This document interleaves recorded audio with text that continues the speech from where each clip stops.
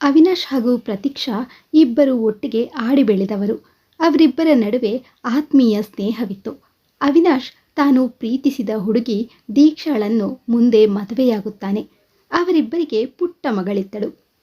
ಬಾಲ್ಕನಿಯಲ್ಲಿ ಕುಳಿತು ಉಯ್ಯಾಲೆ ತೂಗಿಕೊಳ್ಳುತ್ತಿದ್ದ ಪ್ರತೀಕ್ಷಾ ತನ್ನ ಮನಸ್ಸು ಕೂಡ ಹೀಗೆ ಉಯ್ಯಾಲೆಯಂತೆ ಆಡುತ್ತಿದೆ ಎನಿಸಿತು. ಅತ್ತಲೋ ಇತ್ತಲೋ ದ್ವಂದ್ವತೆಯ ಶಿಖರಕ್ಕೇರಿ ಇಳಿಯಲು ದಾರಿ ಕಾಣದೆ ನನಗೇಕೆ ಈ ಉಸಾಬರಿ, ತನ್ನಷ್ಟಕ್ಕೆ ತಾನಿರಬೇಕಿತ್ತು. ಅವಿನಾಶ್ ಫೋನ್ ಮಾಡಿದಾಗ ಸುಳ್ಳು ಹೇಳಿ ಬಿಟ್ಟಿದ್ದರೆ ಈ ಪರಿಸ್ಥಿತಿಯಿಂದ ತಪ್ಪಿಸ್ಕೊಳ್ಬಹುದಿತ್ತು. ಏನಾಗಿತ್ತು ತನಗೆ, ಸುಮ್ಮನೆ ಒಪ್ಪಿಕೊಂಡು ಬಿಟ್ಟೇನಲ್ಲ. ಮೊನ್ನೆ ಅವಿನಾಶ್ ಫೋನಿನಲ್ಲಿ, ಪ್ರತೀಕ್ಷಾ, ಎಲ್ಲ ವಿಚಾರಗಳು ನನಗೆ ಗೊತ್ತಿದೆ. ನೀನು ಏನು ಹೇಳ್ತೀಯೋ ಅದನ್ನೇ ನಾನು ನಂಬೋದು. ನಾನು ಕೇಳಿದ್ದೇ ಸತ್ಯವಾಗಿದ್ದರೆ ಮಗಳನ್ನು ಕರೆದುಕೊಂಡು ದೀಕ್ಷಾಳ ಸಂಬಂಧವನ್ನು ಹರಿದುಕೊಂಡು ವಾಪಸ್ ಬಂದು ಬಿಡುತ್ತೇನೆ. ಕಣ್ಣಾರೆ ಕಂಡರೂ ಪ್ರಮಾಣಿಸಿ ನೋಡುವ ಸ್ವಭಾವ ನನ್ನದು ಅಂತ ನಿನಗೆ ಗೊತ್ತೇ ಇದೆ. ದೀಕ್ಷಾಳ ಬಗ್ಗೆ ನಾನು ಕೇಳಿದ್ದೆಲ್ಲ ಸುಳ್ಳು ಅಂತ ಒಂದೇ ಒಂದು ಮಾತು ನೀನು ಹೇಳಿದ್ರೂ ಸಾಕು. ಆ ಪರಿಸರದಿಂದಲೇ ಅವಳನ್ನು ಕಂಡು ದೂರ ಇದ್ದು ಬಿಡ್ತೀನಿ.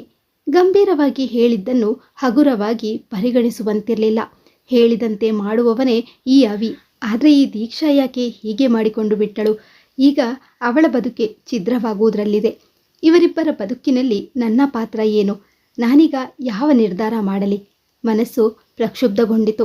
ಮೊದಲಿನಿಂದಲೂ ಈ ದೀಕ್ಷಾ ಹೀಗೆ, ಇವಳನ್ನು ಇವತ್ತು ನೋಡಬೇಕೆ? ಕಾಲೇಜಿನ ದಿನಗಳಲ್ಲಿಯೇ ಹಾಗಾಡ್ತಾ ಇದ್ಲು. ಸದಾ ಚೆಲ್ಲು ಚೆಲ್ಲಾಗಿ ಆಡುವ ಅವಳ ಬಗ್ಗೆ ಅಂತಹ ಆತ್ಮೀಯತೆಯೇನೂ ಇರಲಿಲ್ಲ. ಗಂಡು ಹುಡುಗರೊಡನೆ ಕುಲು ನಗುತ್ತಾ ಸಿನಿಮಾ, ಶಾಪಿಂಗ್ ಅಂತ ಸದಾ ಒಬ್ಬೊಬ್ಬನೊಂದಿಗೆ ಸುತ್ತುತ್ತಿದ್ದ ದೀಕ್ಷಾ ತನಗೆ ಇಷ್ಟ ಬಂದಂತೆ ಇರುತ್ತಿದ್ದಳು. ದೀಕ್ಷಾಳ ಬಗ್ಗೆ ಯಾವ ಒಲವು ತೋರಿಸದಿದ್ದ ಅವಿ ಅದು ಹೇಗೆ ಅವಳ ಪ್ರೇಮ ಪಾಶಕ್ಕೆ ಸಿಲುಕಿದ್ನೋ. ಅವಳನ್ನೇ ಮದುವೆ ಆಗುವುದಾಗಿ ಹಠ ಹಿಡಿದು ಮನೆಯವರನ್ನೆಲ್ಲ ಒಪ್ಪಿಸಿದ. ಈ ಹುಡುಗಿ ಅವನೊಂದಿಗೆ ಅದು ಹೇಗೆ ಬಾಳಿಯಾಳು ಎಂಬ ಆತಂಕವಂತೂ ಪ್ರತೀಕ್ಷಾಳಿಗಿತ್ತು.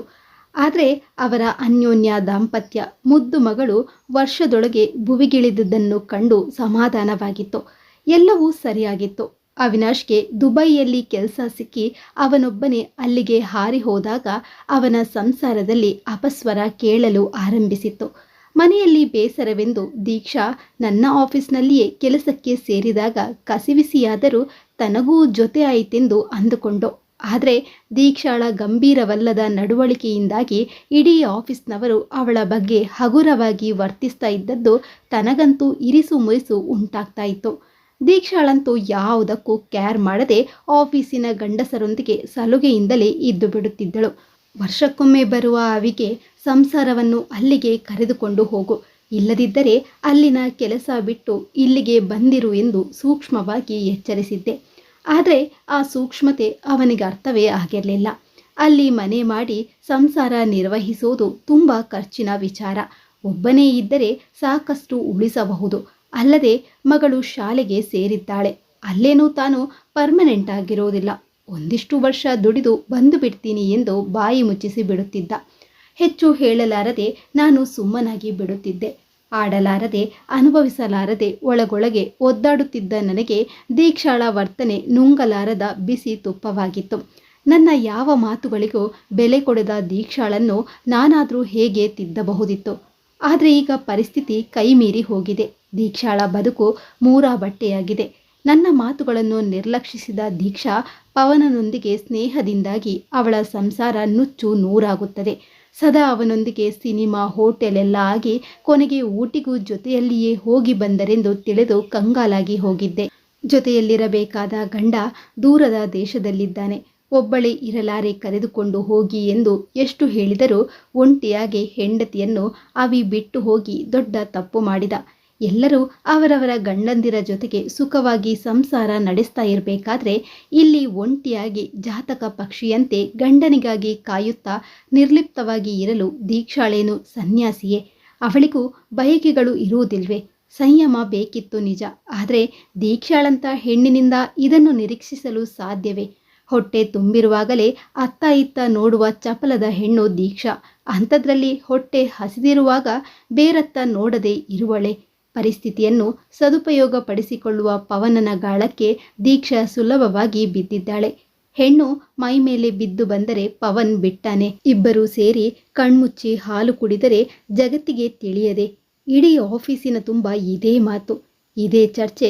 ಕೊನೆಗೆ ಮನೋಹರ್ ಕಿವಿಗೂ ಈ ಸುದ್ದಿ ತಲುಪಿ, ಏನಿದು ಪ್ರತೀಕ್ಷಾ, ನಿನ್ನ ಫ್ರೆಂಡ್ ಕತೆ? ಅಲ್ಲಿ ನೋಡಿದ್ರೆ ಅವಿನಾಶ್ ಹೆಂಡತಿ ಮಗಳಿಗಾಗಿ ದುಡಿತಾ ಇದ್ದಾನೆ, ಇಲ್ಲಿ ನೋಡಿದ್ರೆ ಇವಳು ಹೀಗೆ ಹೆಸರು ಕೆಡಿಸಿಕೊಳ್ತಾ ಇದ್ದಾಳೆ. ಅವಿಗೆ ಗೊತ್ತಾದ್ರೆ ಏನಾಗುತ್ತೋ? ಅಸಹನೆಯಿಂದ ಸಿಡಿದಿದ್ದರು. ದೀಕ್ಷಾ ನಮ್ಮ ಮನೆಗೆ ಬರುವುದು ಅವಳ ಮಾತು ಒಂದೂ ಹಿಡಿಸದೆ ಸಹನೆ ಮೀರಿದ್ದರೂ ಮೊದಲಿನಿಂದಲೂ ದೀಕ್ಷಾಳನ್ನು ಕಂಡರೆ ಮನುಗೂ ಅಷ್ಟಕ್ಕಷ್ಟೇ. ನನಗಾಗಿ ಅವಿಗಾಗಿ ಅವಳನ್ನು ಸಹಿಸಿದ್ದರು. ಒಮ್ಮೆಯಂತೂ ನಮ್ಮ ಮನೆಯಲ್ಲಿ ಅವಿ, ನಾನು, ದೀಕ್ಷಾ, ಮನೋಹರ್, ಅವರ ಗೆಳೆಯರು ಎಲ್ಲ ಸೇರಿದ್ದಾಗ ಎಲ್ಲರ ಮುಂದೆ, ಪ್ರತೀಕ್ಷಾ, ಕಾಲೇಜ್ನಲ್ಲಿರುವಾಗ ಯಾರ ಜೊತೆಯಾದರೂ ಓಡಿ ಹೋಗ್ತೀಯಾ ಅಂದ್ಕೊಂಡಿದ್ದೆ, ಆದರೆ ನೀನು ಓಡಿ ಹೋಗಲಿಲ್ಲ, ನಾನೇ ಓಡಿ ಹೋಗಬೇಕಾಯ್ತು ಅವಿ ಜೊತೆ ಅಂತ ಹೇಳಿದಾಗ ನಾನು ಶಾಕ್ ಹೊಡೆದಂತೆ ನಿಂತು ಬಿಟ್ಟಿದ್ದೆ. ಅಬ್ಬಾ, ಇವಳ್ಯಾಕೆ ಹಾಗೆ ಮಾತನಾಡಿದ್ಲು? ನಾನು ಎಲ್ಲರೊಂದಿಗೆ ಸ್ನೇಹದಿಂದ ಇರುತ್ತಿದ್ದೆ ನಿಜ. ಅವಿಯೊಂದಿಗೆ ತುಂಬ ಸಲುಗೆ ಇತ್ತು. ಅವನು ನನ್ನ ಬಾಲ್ಯದ ಗೆಳೆಯ, ಒಟ್ಟಿಗೆ ಆಡಿ ಬೆಳೆದವರು. ಅದೇ ಸ್ನೇಹ ಇಂದಿಗೂ ಇತ್ತು. ಅದನ್ನೇ ಅಪಾರ್ಥ ಮಾಡಿಕೊಂಡು ನನ್ನನ್ನು ತನ್ನಂತೆಯೇ ಎಂದು ಭಾವಿಸಿಬಿಟ್ಟಿದ್ದಳೆ. ಆಗ ತಟ್ಟನೆ ಮನೋಹರ್, ಹಳದಿ ಕಣ್ಣಿನವರಿಗೆ ಲೋಕವೇ ಹಳದಿಯಂತೆ. ನೀವು ಓಡ್ ಹೋದ್ರಲ್ಲಿದ್ರಲ್ಲ, ಅದಕ್ಕೆ ನೀವು ಎಲ್ಲರೂ ನಿಮ್ಮಂತೆ ಇರಬಹುದು ಅಂತ ಅಂದುಕೊಂಡಿದ್ದೀರಿ. ಎಷ್ಟೇ ಆಗಲಿ ನೀವು ನಮ್ಮ ಅವಿನ ಓಡಿಸಿಕೊಂಡು ಬಂದವರಲ್ಲವೇ ಎಂದು ಕಟುವಾಗಿ ಕೆಣಕಿದ್ದರು. ಅವಿ ದುಬೈಗೆ ಹೋದ್ಮೇಲಂತೂ ಮನೋಹರ್ ಜೊತೆ ಹೆಚ್ಚು ಸಲುಗೆ ಬೆಳೆಸಿಕೊಳ್ಳಲು ಪ್ರಯತ್ನಿಸಿದ್ದಳು. ತಾನೇ ಮೇಲೆ ಬಿದ್ದು ಹೋಗುವುದನ್ನು ಕಂಡು ಅಸಹನೆ ತರಿಸ್ತಾ ಇತ್ತು. ಆದರೆ ಮನು ಬಗ್ಗೆ ನನಗೆ ನಂಬಿಕೆ ಇತ್ತು. ಮನು ಎಂಥವರೆಂದು ನಾನು ಚೆನ್ನಾಗಿ ಅರ್ಥ ಮಾಡಿಕೊಂಡಿದ್ದರಿಂದ ಅವಿಗಾಗಿ ಜೊತೆ ಸೇರುವುದನ್ನು ತಪ್ಪಿಸ್ಕೊಳ್ತಾ ಇದ್ರು. ಏನಪ್ಪ ನೀವು ನನ್ನ ಜೊತೆ ಬಂದರೆ ನಿಮ್ಮನ್ನೇನು ತಿಂದು ಹಾಕಿ ಬಿಡ್ತೀನ? ಒಳ್ಳೆ ಸತಿವೃತ್ತಿಯಂತೆ ಆಡ್ತೀರಪ್ಪ. ಒಂದು ಕ್ಷಣನೂ ಪ್ರತೀಕ್ಷಾನ ಬಿಟ್ಟಿರೋಲ್ಲ ಅಂತೀರ. ಯಾವಾಗಲೂ ಪ್ರತೀಕ್ಷಾ ಪ್ರತೀಕ್ಷಾ ಅಂತ ಹಿಂದೆ ಮುಂದೆ ಸುತ್ತೋದು ನೋಡಿದರೆ ನನಗೆ ಹೊಟ್ಟೆ ಕಿಚ್ಚಾಗುತ್ತೆ.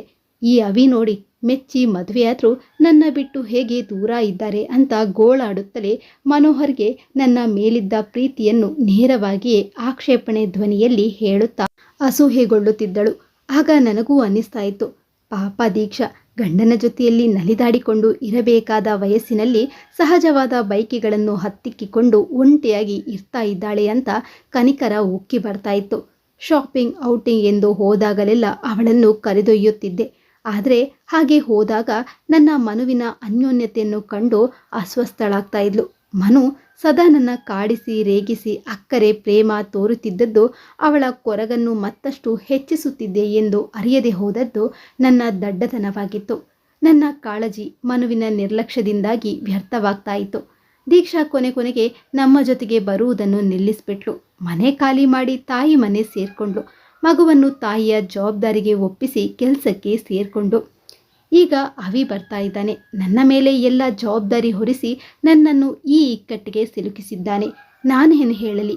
ಇದ್ದ ವಿಚಾರ ತಿಳಿಸಿ ಒಂದು ಸಂಸಾರವನ್ನು ಛಿದ್ರಗೊಳಿಸಲೇ, ಸುಳ್ಳು ಹೇಳಿ ದೀಕ್ಷಾಳ ಬದುಕನ್ನು ಸರಿಪಡಿಸಿ ಬಿಡಲೇ ಎಂದು ಹಣ್ಣಾದಳು. ನಮ್ಮ ಮನೆಯ ದಾರಿಯನ್ನೇ ಮರೆತಿದ್ದ ದೀಕ್ಷಾ ನನ್ನನ್ನು ಹುಡುಕಿಕೊಂಡು ಬಂದಿದ್ದು ನನಗೆ ತುಂಬ ಆಶ್ಚರ್ಯಕರವಾಗಿತ್ತು. ಕಳಹೀನವಾಗಿದ್ದ ಆ ಮುಖದಲ್ಲಿ ಗೆಲುವೆಂಬುದೇ ಕಾಣಲಿಲ್ಲ. ಇವಳೇನ ದೀಕ್ಷಾ ಎನ್ನುವಷ್ಟು ಅಚ್ಚರಿ ಹುಟ್ಟಿಸಿದ್ದಳು.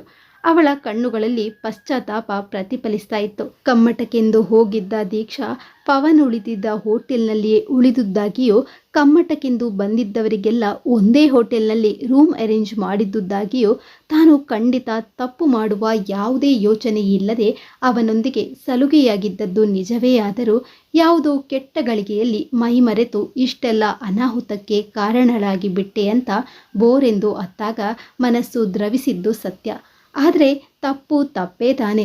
ಅಲ್ಲಿ ಇವಳಿಗಾಗಿ ಅವಿ ಒಂಟಿಯಾಗಿದ್ದುಕೊಂಡು ಕಷ್ಟಪಡುತ್ತಿದ್ದರೆ ಇಲ್ಲಿ ಇವಳ ಈ ಚೆಲ್ಲಾಟ ಅಸಹ್ಯ ಮೂಡಿತ್ತು. ಪ್ರತೀಕ್ಷಾ, ಅವಿನ ಬಿಟ್ಟು ಬದುಕುವ ಶಕ್ತಿ ನನಗಿಲ್ಲ ಕಣೆ. ಅವಿ ಏನಾದರೂ ನನ್ನ ಕ್ಷಮಿಸದೆ ಇಲ್ಲೇ ಬಿಟ್ಟು ಹೋಗ್ತೀನಿ ಅಂದರೆ ಅವನ ಕಣ್ಣೆದುರೇ ಸತ್ತು ಹೋಗ್ಬಿಡ್ತೀನಿ. ಅಳುತ್ತಲೇ ಆಡಿದ ಈ ಮಾತು ಬೆಚ್ಚುವಂತಾಯಿತು. ಜೋಲಾಡುತ್ತಿದ್ದ ಮನಸ್ಸು ಒಂದು ನಿರ್ಧಾರಕ್ಕೆ ಬಂದಿತ್ತು. ಪಶ್ಚಾತ್ತಾಪಗಿಂತಲೂ ದೊಡ್ಡ ಶಿಕ್ಷೆ ಬೇಕೆ? ದೀಕ್ಷಾ, ನೀನು ಮಾಡಿದ್ದು ತಪ್ಪು ಅಂತ ನಿನಗೆ ಅರ್ಥ ಆಗಿದೆಯಲ್ಲ, ಸಾಕು. ಈ ತಪ್ಪನ್ನು ನನ್ನ ಮುಂದೆ ಒಪ್ಪಿಕೊಂಡಂತೆ ಅವಿ ಮುಂದೆ ಒಪ್ಪಿಕೊಂಡು ಬಿಡಬೇಡ. ನಾನೇನು ತಪ್ಪು ಮಾಡಿಲ್ಲ ಎಂದೇ ಸಾಧಿಸು. ನೋಡೋಣ ಅವಿ ಮನಸ್ಸು ಹೇಗಿದೆಯೋ.